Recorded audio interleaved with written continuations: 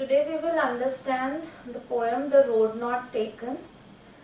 Now the poet talks about two roads here. There's a fork on which the poet stands and he has to decide that which road is to be chosen.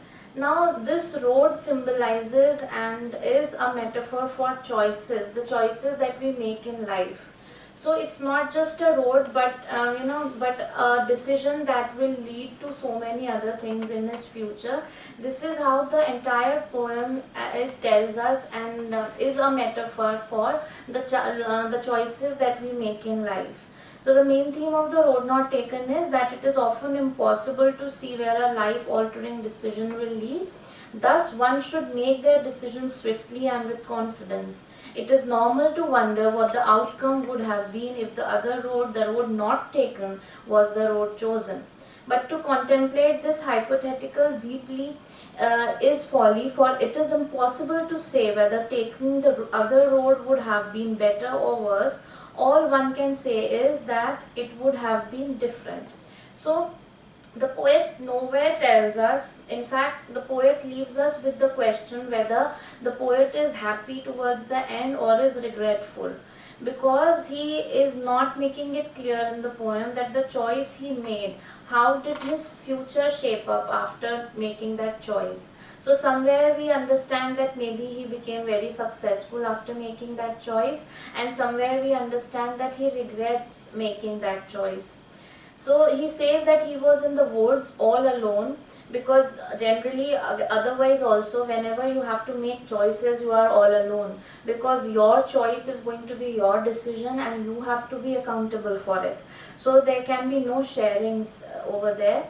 And he says that both the roads looked equally similar and the choice was really difficult. Now how to make a choice without consulting anybody when you have nobody around, and that choice, you know how important that choice can be, and your life, your future depends on it. So there were certain things which helped him to make his choice. He chose the road which was less trodden by, and he tells us that he took a risk there, and he was not an ordinary man to follow the crowd, the way the crowd was moving. So he chose the one less trodden and less used by the other people, telling himself that he will take the other road some other day. And he himself knows that this other day might not come. Yet he knows it is unlikely that he will have the opportunity to do so, and he admits that someday in the future he will recreate the scene with a slight twist. He will claim that he took the road less travelled by. So he claims that he took the road less travelled by, and he also tells us how he had the guts and the courage to take that risk. The first road is described as bending into the undergrowth. The second road is described as just as fair, though it was grassy and wanted wear. So this term grassy and wanted wear tells us that this road was not frequently used by the travelers. But he chose this road.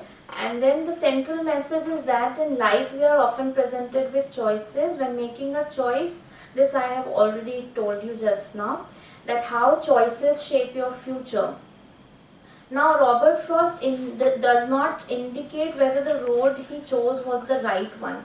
Nonetheless, that is the way he is going now, and the place he ends up, for better or worse, was the result of his decision.